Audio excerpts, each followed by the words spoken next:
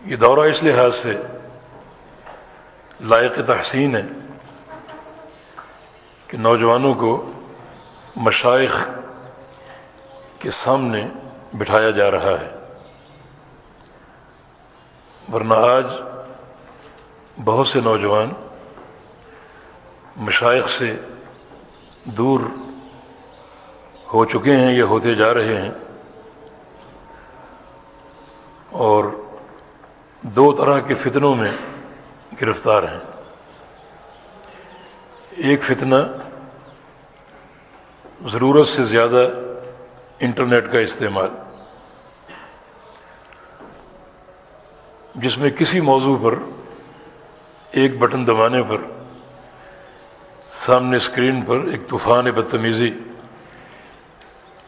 شروع ہو جاتا ہے، ظاہر ہو جاتا ہے،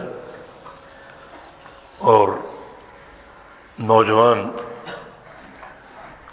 اس سے اپنی مرضی کا فہم حاصل کرتے ہیں، جو بعض اوقات غلط بھی ہوتا ہے، اور بڑے مرکزی اور امہات المسائل میں اپنی مرضی کے فیصلے کرتے ہیں۔ مجہول قسم کے لوگ، ان کے بیانات ان کے سامنے ہوتے ہیں، جبکہ تحصیل علم میں ضروری ہے کہ ہمیں ہمارے مشائخ کی معرفت ہو، ان کا منہج اور ان کا مخرج معلوم ہو۔ امام بخاری رحمہ اللہ کا قول ہے کہ سمعت اکثر من 1000 شیخ وما سمعت الا من قال الایمان قول وعمل، کہ میں نے 1000 سے زائد مشائخ سے حدیث کا سماع کیا ہے، اور صرف ان مشائخ سے حدیث لی ہے جن کا منہج مجھے معلوم تھا کہ وہ عمل کو ایمان مانتے ہیں، اور جو شخص عمل کو ایمان میں شامل نہیں کرتا، چاہے وہ کتنا بڑا حافظ الحدیث ہو، میں نے اسے حدیث نہیں لی۔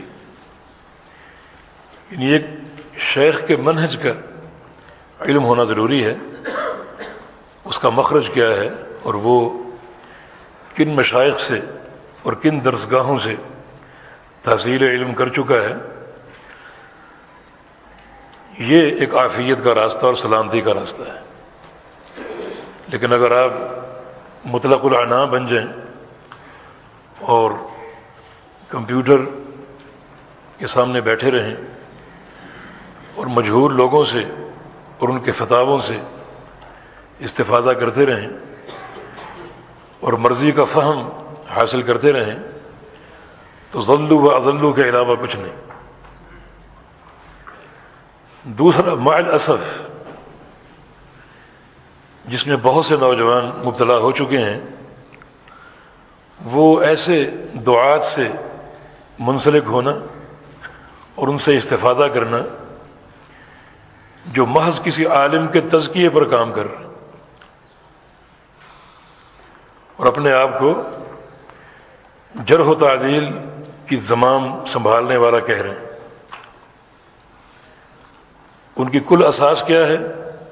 کسی عالم کا تزکیہ، یورپ میں بیٹھے ہوئے ہیں اور کسی سعودی عالم کا تزکیہ ان کے پاس موجود ہے، اور وہ نشر علم اور دعوت کا کام کر رہے ہیں۔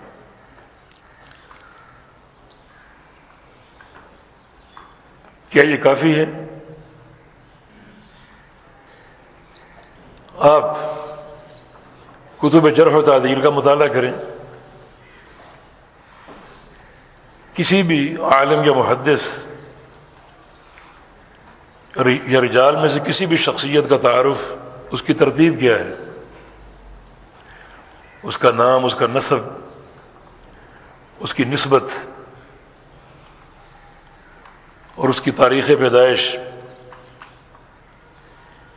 اس کے بعد کیا ہوتا ہے؟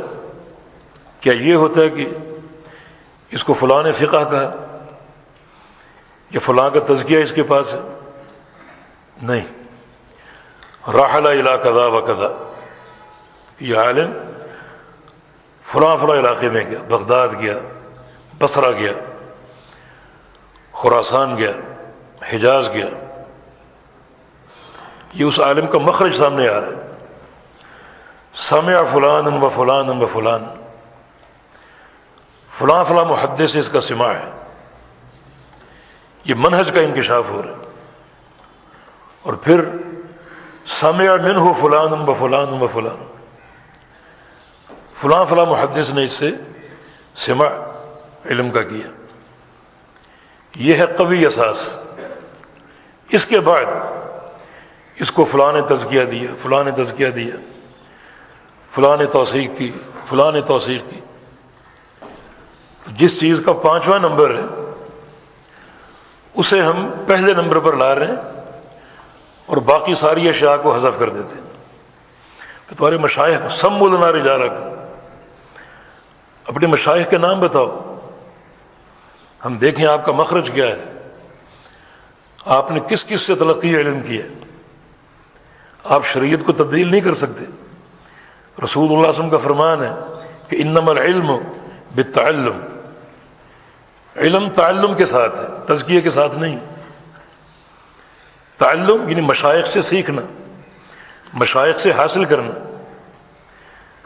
تو میں سمجھتا ہوں کہ یہ بھی آج کے دور کے فتنوں میں سے ایک فتنہ ہے، جن کے پاس ایک تزکیہ ہے اور وہ ان لوگوں کو عالم نہیں مانتے جو 8 سال پڑھتے ہیں، مشائخ سے اجازہ لیتے ہیں. صحیح بخاری، صحیح مسلم، ابو داؤد، نسائی، ترمذی، ابن ماجہ، موطا، دارمی، مشکات، بلوغ المرام، عمدۃ الاحکام، ہر سال عقیدے کی کتاب، ہر سال گرامر، صرف و نحو کی کتاب، پھر مصطلح الحدیث، اصول فقہ، اصول تفسیر، فقہ، یہ سب کچھ پڑھ کے تحصیل علم کر کے مشائخ سے اجازہ لے کر فارغ ہوتے ہیں. وہ عالم نہیں. عالم کون ہے؟ جن کے پاس کسی